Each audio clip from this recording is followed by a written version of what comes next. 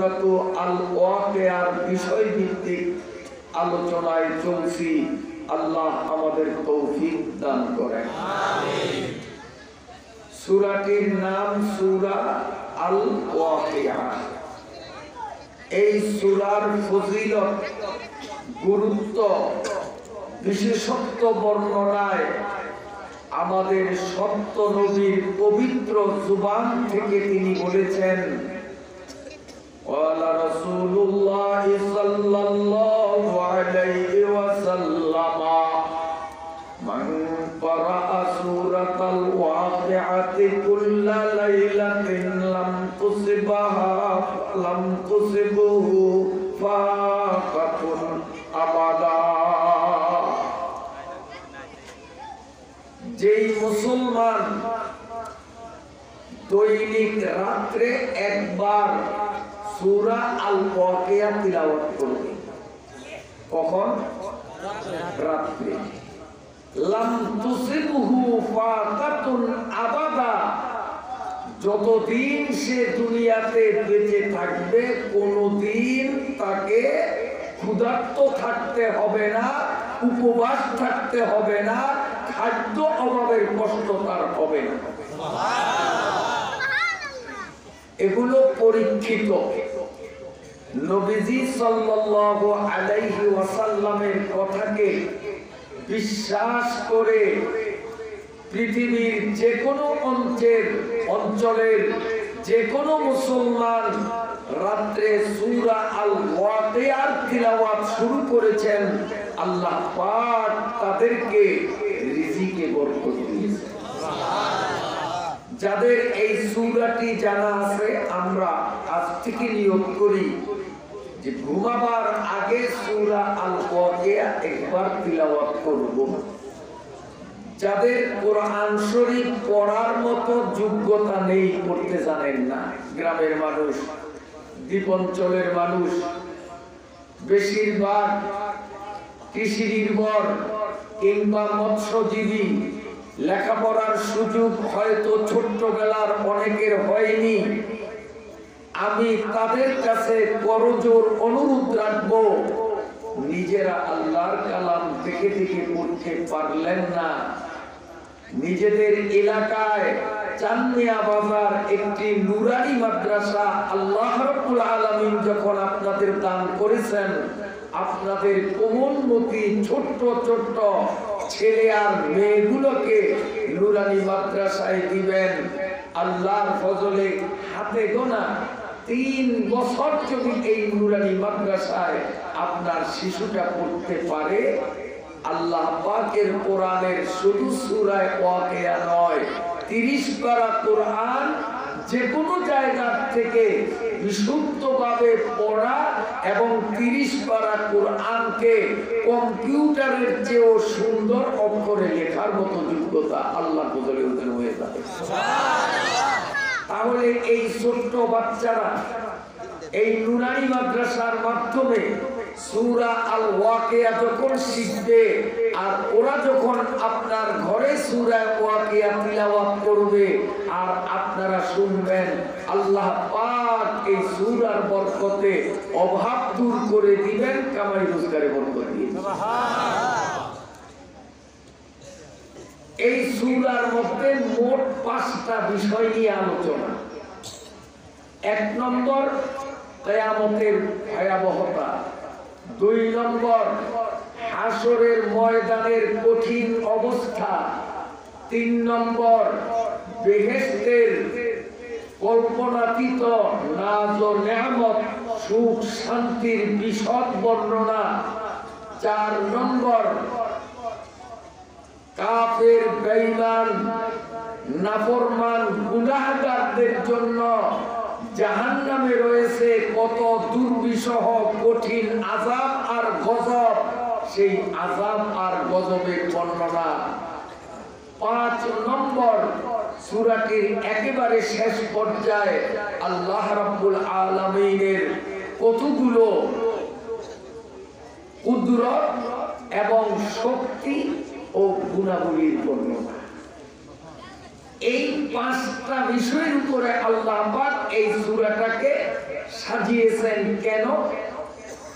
তার কারণ আজকের দুনিয়ায় মানুষ যত রকম পাপাচার, অন্যায়, অবিচার, জুলুম, নির্যাতন, নামাজ না পড়া, রোজা না রাখা, মালে ভেজাল দেয়া, মিথ্যা কথা বলা, বেপরদায় চলা, সুদ ঘুষ ইত্যাদি ইত্যাদি সব পাপগুলোর পেছনে মূল কারণ হলো আখিরাতের ভয় অন্তরে নাই।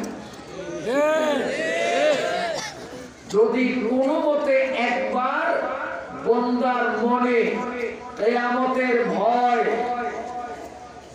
হাসরের ময়দানের ভয়টাকে বসিয়ে দেওয়া যায়, জান্নাতের লোভ অন্তরে ফিট করা যায়, জাহান্নামের প্রতি ঘৃণা অন্তরে যদি বসিয়ে দেওয়া হয়, তাহলে ওই মানুষটা একাকী পর্যায়েও দুনিয়ার কেউ তাকে দেখে না, একদম নির্জনে ওখানে থেকেও সে কোন রকম অন্যায় বা গুনাহ করবে না। আর যদি কিয়ামতের ভয়, হাসরের ভয়, জান্নাতের লোভ, জাহান্নামের প্রতি ঘৃণা অন্তরে যদি না থাকে, তাহলে দিনের 12টায় হাজারো মানুষের সামনে অপরাধ করাটা তার জন্য তেমন মারাত্মক কিছু মনে হবে না। যদি এই 4টা পয়েন্টের উপরে আমি আর আপনি যদি বিশ্বাসী হই, তাহলে সমাজে জুলুম নির্যাতন থাকবে না, মারামারি, কাটাকাটি, হানাহানি, গালাগালি, অন্যায়, অবিচার থাকবে না। গোটা সমাজটা একটা বেহিস্তি সমাজে রূপান্তরিত হয়ে যাবে। এই 4টা জিনিস কিয়ামত কি আল্লাহ করতে পারবেন কিনা? হাসরের মাঠে আল্লাহ পাক সবাইকে উপস্থিত করার মতো শক্তি রাখেন কিনা? বেহেশত আল্লাহ বানাইতে পারবেন কিনা? দোজখে কাফেরদেরকে, নাফরমানদেরকে শাস্তি দেওয়ার শক্তি আল্লাহ আছে কিনা? এগুলোর বিষয়ে কারো মনে যাতে কোন রকম সন্দেহ সৃষ্টি হইতে না পারে, এজন্য সূরার শেষ অংশে আল্লাহ পাকের কতগুলো কুদরত এবং শক্তির বর্ণনা দিয়ে আল্লাহ সূরাটাকে শেষ করেছেন। সম্পূর্ণ সূরা তো শেষ করা সম্ভব হবেই না। মোটামুটি প্রথম থেকে আমরা অতি সংক্ষিপ্ত আকারে হলেও কিয়ামত, হাসর আর জান্নাত অন্তত 3টা পয়েন্ট নিয়ে ছোট্ট করে সংক্ষিপ্ত আকারে কিছু আলোচনা করার চেষ্টা করব। যদি আপনাদের ধৈর্যের বাঁধ ধরে রাখতে পারেন, আল্লাহ আমাদের কবুল করেন। আমার আল্লাহ বলেন, ইদা ওয়াকাতিল ওয়াকিয়া, ও দুনিয়ার মানুষরা, শিক্ষিত, মূর্খ, ধনী, গরিব, ছোট বড়, আলেম, পাবলিক, ব্যবসায়ী, জেলে, চাষি, আল্লাহ সমস্ত মানুষগুলোকে সম্বোধন করে বলেন, ইদা ওয়াকাতিল ওয়াকিয়া, স্মরণে রাখো এমন একটা দিনের যেই দিনটায় কিয়ামত ঘটবেই। লাইসা লিওয়াকাতিহা কাযিবা, কিয়ামত যে ঘটবে এ বিষয়ে কোনো রকম সন্দেহ না। তাফসীরের কিতাবে লেখে আল্লাহ একজন ফেরেশতা বানাইলেন। এই ফেরেশতার দেহটা কত বড়! পদ্মা, মেঘনা, যমুনা, তেতুলিয়া, ভারত সাগর, বঙ্গোপসাগর, আরব সাগর, আটলান্টিক মহাসাগর সহ দুনিয়ার সমস্ত সাগর, মহাসাগর, উপসাগর, নদী, খাল, বিল, পুকুর, পুষ্করী, টিউবওয়েল, সেলোকল, এক কথায় পৃথিবীতে যত পানি আছে সমস্ত পানিগুলি যদি একত্রিত করিয়া এই পানিগুলো ওই ফেরেশতার মাথায় যদি ঢেলে দেওয়া হয়, ওই ফেরেশতার মাথার 4 ভাগের 1 ভাগও ভিজবে না।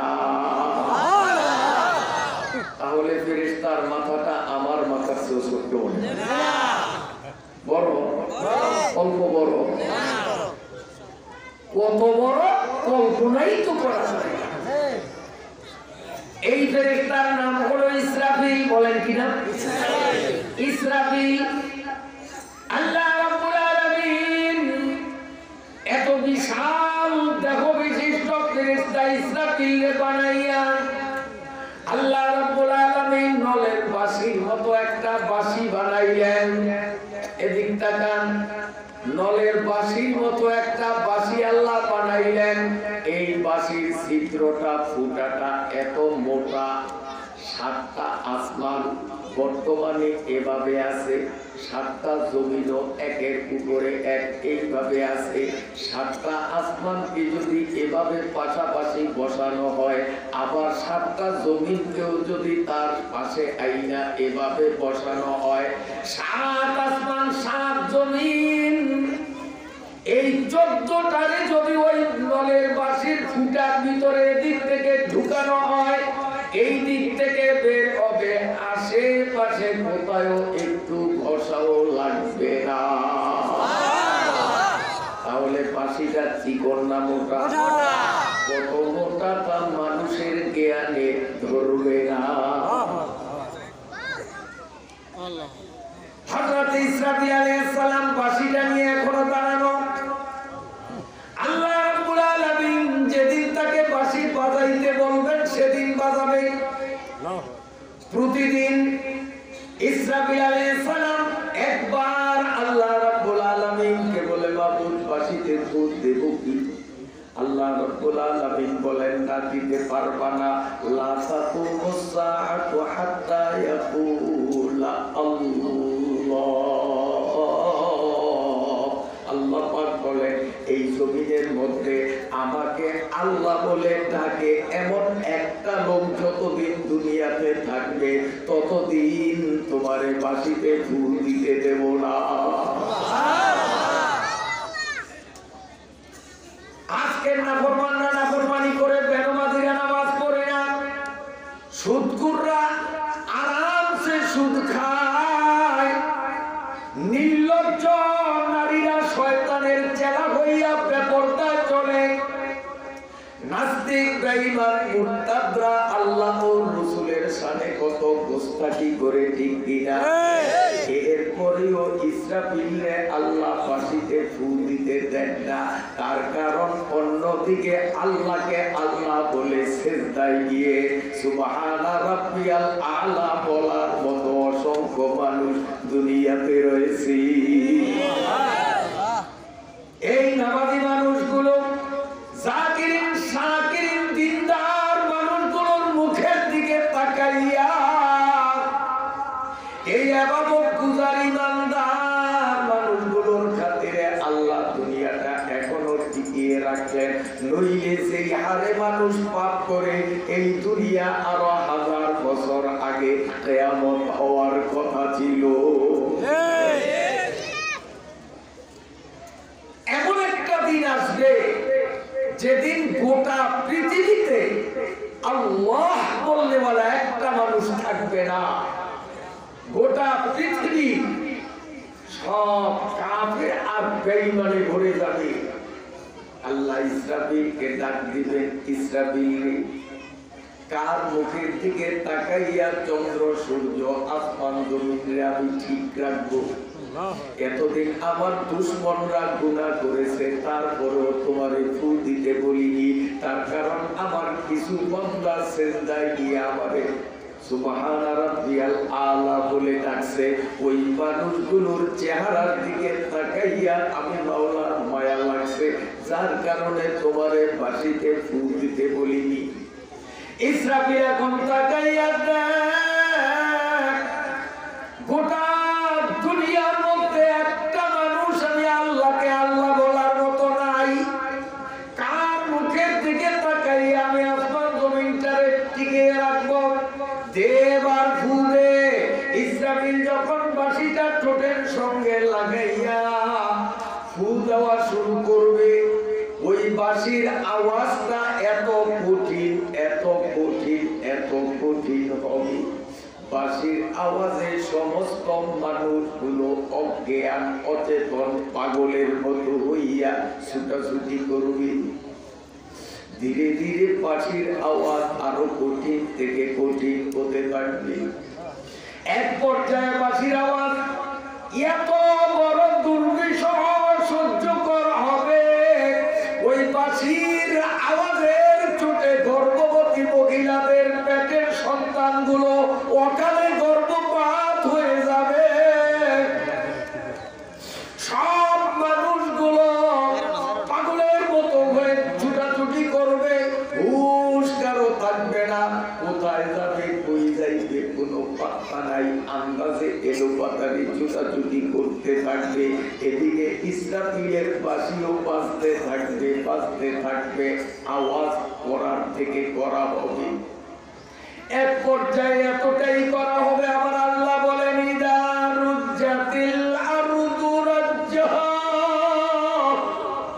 ওয়া বুসাতিল জিবালু বাসা ফাকানাত হাবাআম মুনবাসা। ইসরাফিলের সিংহার আওয়াজ এত বড় তীব্র আর কঠিন অসহ্যকর হবে, গোটা পৃথিবী ভূমিকম্প হয়ে যাবে, কাঁপতে থাকবে, কাঁপতে থাকবে। বিশাল বিরাট পাহাড় গুলো ভূমিকম্পে সব টুকরো টুকরো হয়ে যাবে। লেটনির ভেতর তুলায় বাড়ি দিলে যেমন ছোট্ট ছোট্ট ধূলিকণা গুলো বাতাসে করে, আল্লাহ রাব্বুল আলামিন বলেন হিমালয় পর্বতের মতো বিশাল বিশাল পাহাড় গুলো সব এইভাবে ধূলিকণার মতো হয়ে যাবে। আল্লাহ বুঝাইতে চান না ফরমান অশুকর ঘুষখোর বেপরদার মৃত্যু ধোঁকাবাজ না ফরমানরা, বিরাট বিরাট পাহাড়কে আমি ধূলিকণার চেয়েও ছোট্ট বানাইতে পারি, তোর মতো 3.5 হাত না ফরমানরে সাইজ করতে আমি আল্লাহর 1 সেকেন্ডও সময় লাগে না। কিসের উপর ভরসা করে তুমি আমি আল্লাহর নাফরমানি করো? আমি আল্লাহর ক্ষমতায় পাহাড় পর্যন্ত ছোট্ট টুকরো হয়ে যাবে। আল্লাহ পাক রব্বুল আলামিন বলেন, আল্লাহ রাব্বুল আলামিন বলেন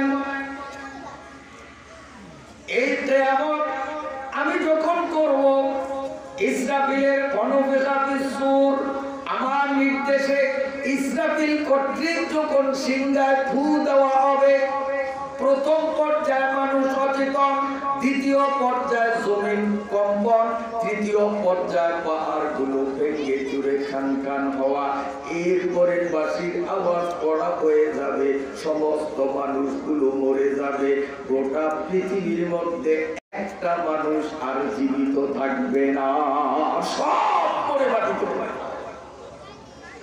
ইসরাফিলের বাঁশি তখনও বন্ধ হবে না, সব মানুষগুলো মরে যাওয়ার পরে বাঁশির আওয়াজ ধীরে ধীরে আরো করা হবে। ওই করা আওয়াজ শুনতে না পেরে আসমানে, জমিনে, জান্নাতে, দোজখে যত জায়গায় আল্লাহ পাকের যত ফেরেশতা আছে সব ফেরেশতা মরে যাবে, কেউ থাকবে না। ইসরাফিলের বাঁশিও বন্ধ হবে না, আরো কঠিন রূপ নিয়ে বাঁচতে থাকবে।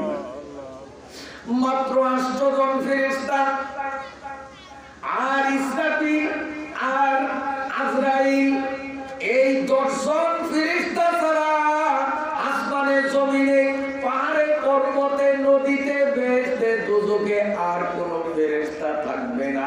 আল্লাহর আরশ বহনকারী 8 জন আর ইসরাফিল নিজে আর আজরাইল যিনি মানুষের রূহ কবজ করেন, এই 10 জন ফেরেশতা ছাড়া একজন ফেরেশতাও থাকবে না।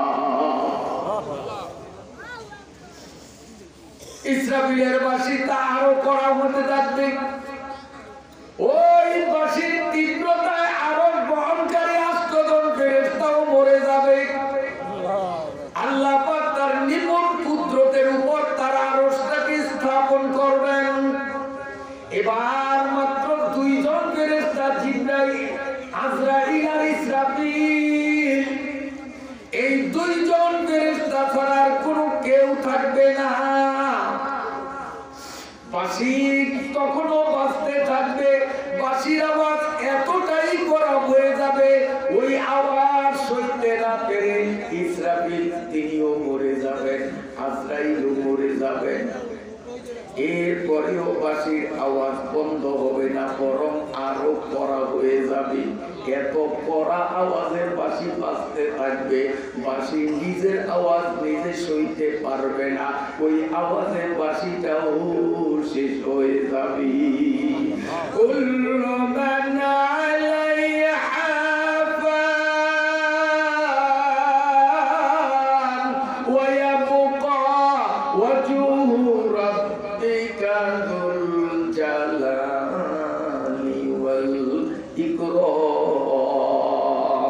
একমাত্র আমি আমার আল্লাহ থাকবে, আর কিচ্ছু থাকবে না, সব শেষ হয়ে যাবে।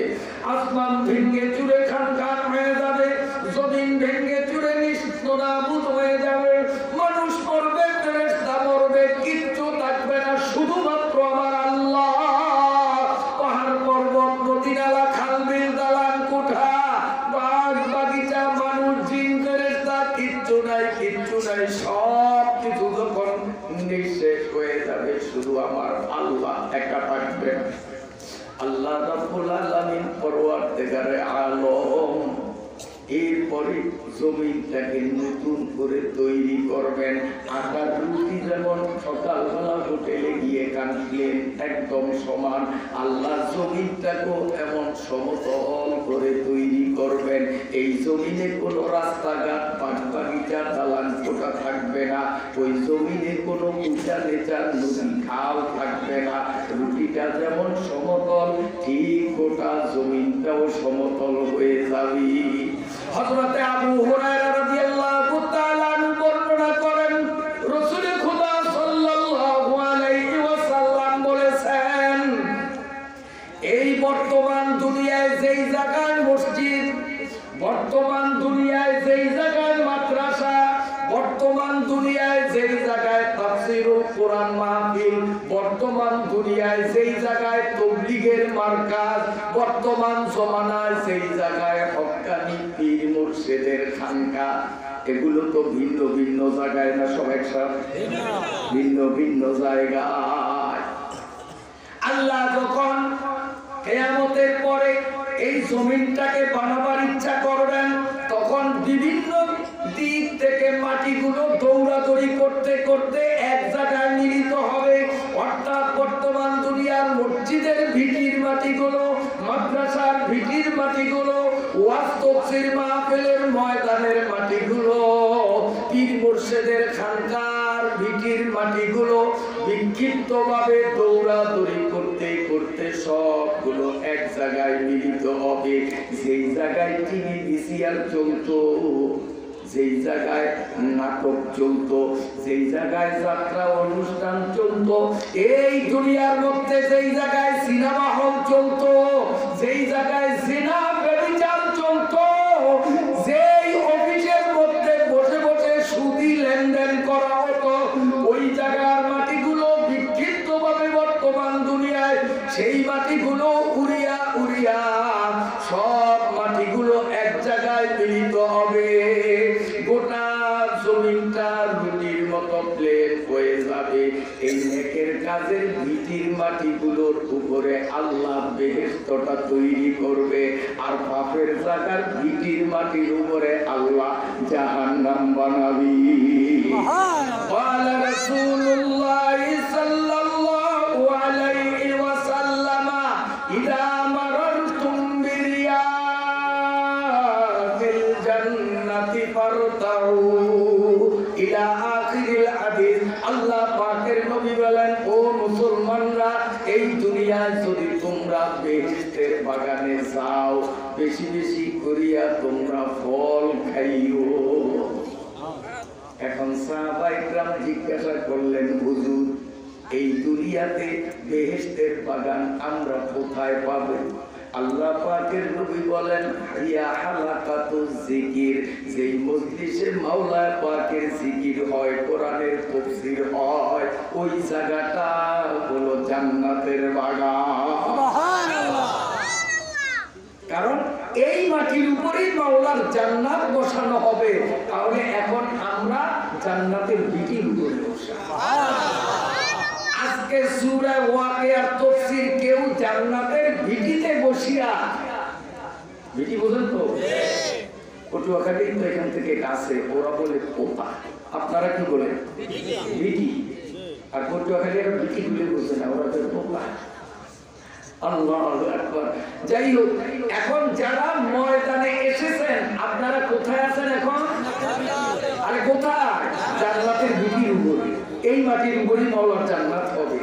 আবার কিছু মানুষ কোরআনুল কারীমের সূরা ওয়াকিয়ার তাফসীর নবীর মুখ থেকে শুনতেছে, বাজারের দোকানের টেবিলে বসে বসে আছেন।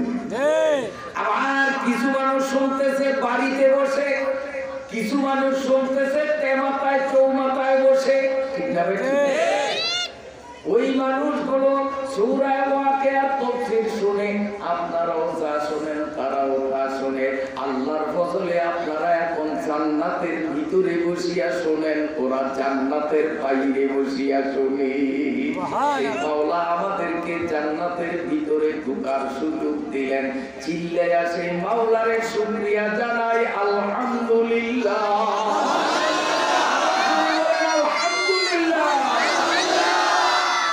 হয় আপনাদের?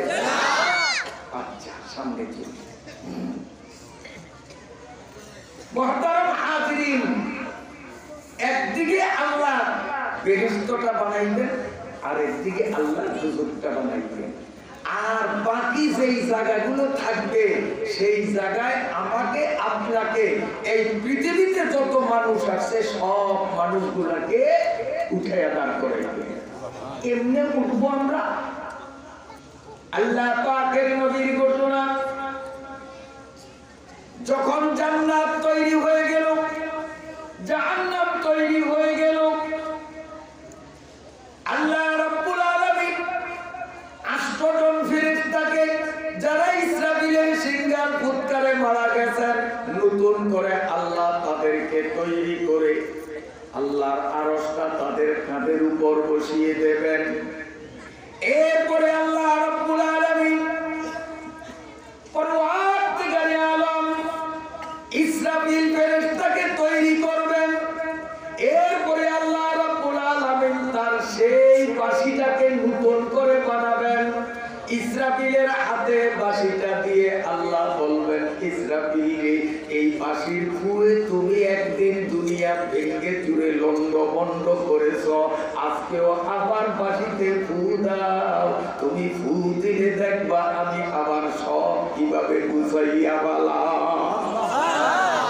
হযরত ইসরাফিল ফেরেশতা যখন বাঁশিতে ফু দিবে, আল্লাহ পাকের আরশের দুই দিক থেকে কালো রঙের দুইটা মেঘ তৈরি হবে। এই দুইটা মেঘ আল্লাহ পাকের আরশের নিচ থেকে উঠতে উঠতে উঠতে উঠতে এভাবে মুখামুখি আসতে থাকবে। ওই যে আটার রুটির মতো সমতল জমিনটার সমান মধ্যখানে মিডলে যখন এসে একটা মেঘ আরেকটা মেঘের সঙ্গে যখন ধাক্কা খাইবে, আল্লাহ পাকের কুদরতে হালকা হালকা বৃষ্টি পড়বে।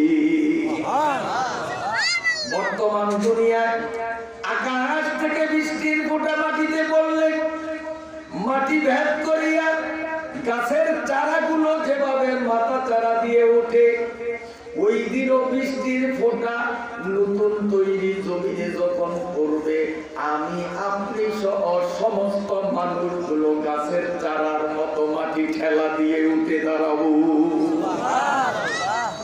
মিনাল আজদাদি ইলা রাব্বিহিম ইয়ানসিলুন। যার যার কবর থেকে আমরা উঠব। কিভাবে উঠব? আল্লাহ পাকের নবী বলেন, হুফাতান উরাতান গুরলাতান।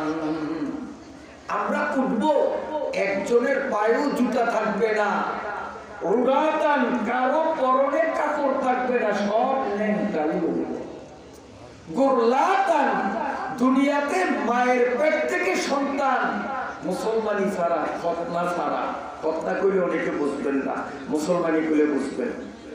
আগাকার এই খতনা ছাড়া, মুসলমানি ছাড়া মায়ের পেট থেকে যেমন শিশুর জন্ম হয়, হাসরের মাঠে আপনি আমি সব মানুষগুলো ওইভাবে উঠবো, কারো কাটা থাকবে না। সব মানুষগুলো যখন এভাবে দাঁড়াবো, সমস্ত মানুষগুলো উলঙ্গ ল্যাংটা। হযরত আয়েশা সিদ্দিকা রাদিয়াল্লাহু তাআলা প্রশ্ন করলেন, হুজুর মেয়ে লোকরাও থাকবে, কাহা পুরুষরা কাহা? তাহলে নারী পুরুষ সব উলঙ্গ উঠবে, সেখানে কি লজ্জা হবে না? আমার নবীর চেহারাটা মলিন হয়ে গেল, দু চোখ থেকে পানি পড়তে শুরু হয়ে গেল। দয়াল নবী দু চোখের পানি ছাড়িয়া বলেন, আয়েশা রে, বুঝবি না, বুঝবি না, হাসরের দিনটা কত বড় কঠিন দিন। আল্লাহ যখন লিমানিল মুলকুল ইয়াম বলিয়া একটা ধমক মারবে, আজকে কার রাজত্ব, কার ক্ষমতা, দুনিয়ায় সামান্য একটু ক্ষমতা, আর বলে তুমি কত আকাম কুকাম ঘটাইয়াছিলা, বলো তো আজকে কার ক্ষমতা? এই বলে আল্লাহ যখন ধমক মারবে, প্রত্যেকটা নারী পুরুষ উপরের দিকে ভয়ে যে নজর তুলবে। 50,000 বছর পার হয়ে যাবে, চোখে পলক মারার শক্তি হবে না। আল্লাহ পাকের নবী বলেন, আয়েশা, সব মানুষগুলো উলঙ্গ দাঁড়ানো থাকবে রে, কিন্তু এত বিশাল জনসমুদ্রের মধ্যে একজন সম্মানী মানুষ দেখা যাবে, যেই সম্মানী মানুষটার পরনে এক জোড়া জান্নাতের কাপড় থাকবে, বেহেশতের কাপড় পরা থাকবে, কেবল ওয়ান ম্যান, একজন, আর সবাই উলঙ্গ। হযরতে আয়েশা সিদ্দিকা বললেন, হুজুর যেই মানুষটার পরনে অসংখ্য উলঙ্গ মানুষের ভিতরে যেই মানুষটার পরনে জান্নাতের এক জোড়া কাপড় শোভা পেতে থাকবে, আমি তার নাম ঠিকানা পরিচয় বলতে পারবো। নবীজি বললেন, তাহলে বলো তো দেখি, আমি শুনি। হযরতে আয়েশা সিদ্দিকা বললেন, ইয়া রাসূলুল্লাহ, সেই ভাগ্যবান মানুষটা আপনি ছাড়া আর কে হবে? আল্লাহ পাকের নবী বললেন, ও আয়েশা, সালা কি করছো? উত্তর তো তোমার সঠিক হইল না, ভুল হইছে। তোমার উত্তর হয় না। জান্নাতের এক জোড়া কাপড় আমার পরনে সেদিন দেখা যাবে না। হযরত আয়েশা বিনয়ের সাথে বলে, হুজুর সঠিক উত্তরটা তাহলে বুঝিয়ে বলুন। আল্লাহ পাকের নবী বললেন, আয়েশা রে, ওই মানুষটা হলো মুসলিম জাতির পিতা ইব্রাহিম।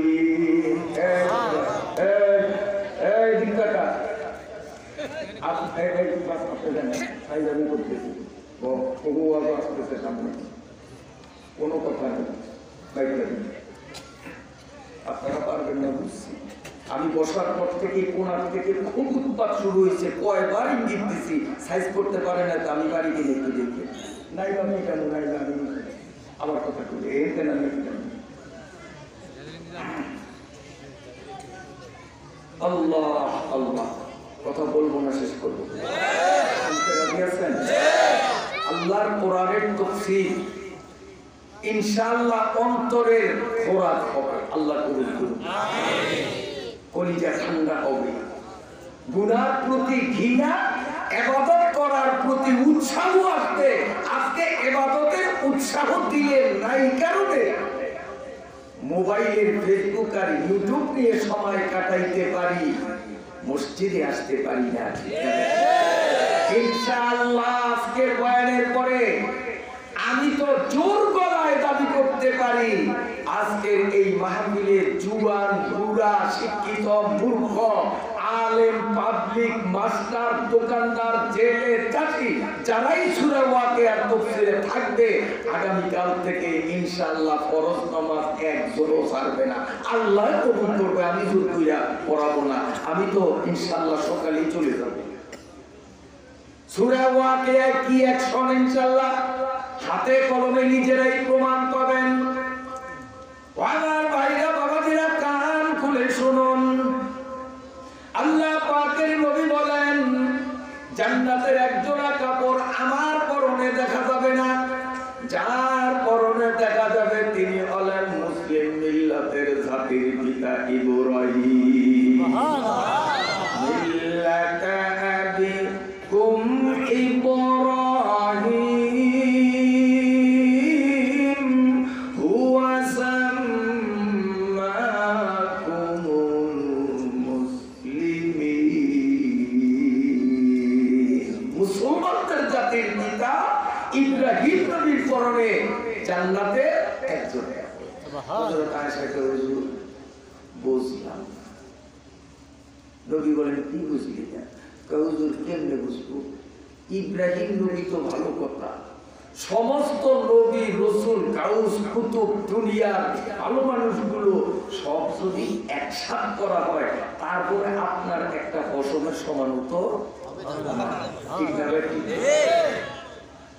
রাসূলুল্লাহ আগার পয়দা না হতে জমিন ও আসমান পয়দা না হতি গর মোহাম্মদ কা না হোতা খুশজুর জলওয়া গিল্লা তা ফকাল্লাহ কানুর।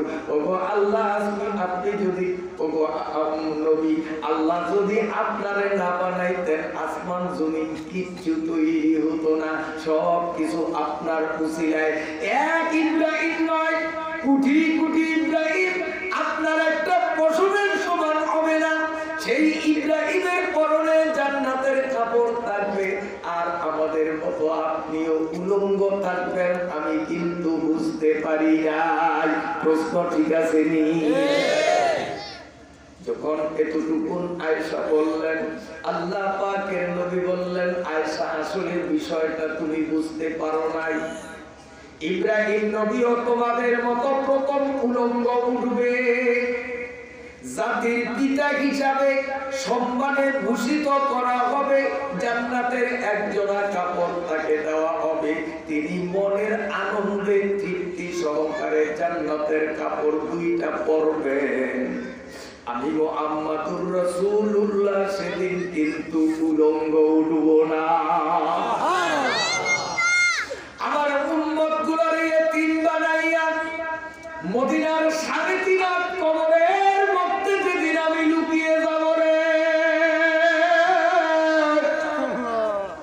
আমার সাদা দবদবে 3খানা কাপড়ের কাপড়ে জড়াইয়া যেদিন তোমরা শোয়াইয়া দিবা, আবার ওই কাপড়ের কাপড় কোনদিন পচবে না।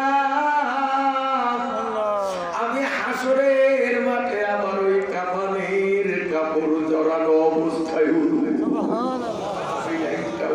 না। তবে স্মরণ রাখবো আমার কাপড়ের কাপড়গুলো থাকবে ভিজা, আমার কাপড়ের কাপড়গুলোর মধ্যে থাকবে কাদামাটি লাগানো। সাহাবায়ে কেরাম বললেন হুজুর বাংলাদেশের মাটি হয়তো ভিজা, বাংলাদেশের মাটির ভিতরে পানি আছে, কিন্তু সৌদি আরবের মক্কা মদিনার মাটি হলো মরুভূমির দেশ, শুকনা, এই মাটির মধ্যে তো পানির অংশ নাই। আপনার কাপড়ের কাপড় কেমনে বা শুকনা বা পানির ভিতরে ভিজবে? আপনার কাপড়ের কাপড়ের মধ্যে কাদা মাটি প্রত্যেকেই বা লাগবে, কারণ এদেশের মাটি তো হলো শুকনা মাটি। আল্লাহ পাকের নবীর দুই চোখ থেকে টপ টপ টপ টপ করে পানি পড়া আরম্ভ হয়ে গেল। আল্লাহ পাকের নবী বলেন আমার সাহাবীরা মদিনার শুকনা মাটিতে আমারে শোয়াইয়া দিবা, কিয়ামত পর্যন্ত দৈনিক আল্লাহর ফেরেশতারা সারা পৃথিবীর আমার উম্মতগুলোর আমলের একটা ভিডিও আমি রাসূলের কবরের মধ্যে দেখাইবে। আমি রাসূল মদিনার কবরে শুইয়া শুইয়া তখন দেখব জামিয়া বাজারের মসজিদে নামাজ চলতেছে, আমার কতগুলো উম্মত চায়ের দোকানে টিভির সামনে বসা। জামিয়া বাজার মসজিদে নামাজের জামাত চলে, আমার যুবক উম্মত গুলো ফেসবুক আর ইউটিউব নিয়ে ব্যস্ত। আমি যখন ফেরেশতার ভিডিওতে দেখব আমার কতগুলো নারী উম্মত পরপুরুষের সামনে এইভাবে চলে, তাদের মাথায় কাপড় নাই, তাদের পেট পিঠ পরপুরুষের দিকে। উম্মতের নাফরমানির ভিডিও যখন দেখব, এই উম্মত গুলোর মায়ায় আমি নবী দুই চোখের পানি ছাড়িয়া কাটতে আরম্ভ করব। আবার চোখের পানিতে আবার কবর সাগর হইয়া যাবে। আমি কিয়ামত পর্যন্ত নবীর শুকনা মাটির মধ্যে চোখের জলের সাগরে বাঁধব রে। ও জুয়ান ভাইরা, তুমি আর আমি হাসিয়া খেলিয়া গুনাহ করতেছি, আর তোমার আর আমার প্রেমিক নবী তোমার আমার গুনার ভিডিও দেখিয়া চোখের পানিতে বাঁধতেছে। যদি নবী উম্মত দাবি করো, নবীর জীবনে বহু কান্দাইছো, আজকে সিদ্ধান্ত নাও আমি গুনাহ করিয়া আমার নবীর আর কান্দাবো না। ঠিক আছে? আল্লাহু আকবার, আল্লাহু আকবার। আমার নবী উম্মতের মুহাব্বত তার দিলে কত। আল্লামা মুহাদ্দিস দেলবি রাহমাতুল্লাহ আলাইহি মাদারিজুন নবুওয়া নামক কিতাবের দ্বিতীয় খণ্ডের মধ্যে লেখেন, হযরত কাসম ইবনে আব্বাস রাদিয়াল্লাহু তাআলা বলেন, আল্লাহর নবীর ইন্তেকালের পরে নবীজিরে যখন কবরে শোয়াইলাম, হযরত কাসম বলেন আমি আমার হাতের উপরে নবীজির লাশ মোবারকের মাথাটা ধরিয়া নবীরে শোয়াইলাম। নবীর কবরে চার দেওয়ার আগে দুই চোখের পানি ছাড়িয়া আমি জীবনের শেষবারের মতো কাপড়ের উপর দিয়া নবীজির দিকে তাকাইতে রইলাম। আমি দেখলাম নবীজি ঠোঁট নাড়ানোর কারণে ফেস ফেস করিয়া কাপড়ের কাপড়গুলো লড়তেছিল।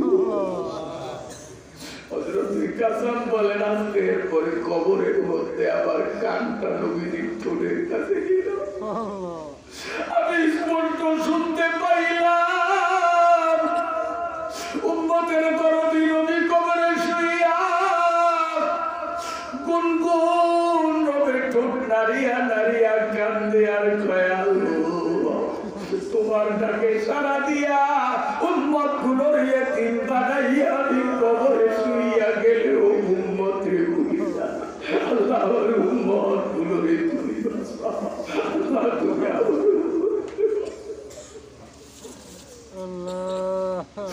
প্রত্যেক যাব কেমন নবীর উম্মত ভাইরা একটু কান করিয়া শোনো, কেমন ছিল আমাদের নবী, ওই নবীর উম্মত তুমি আমি কেমন হইলাম।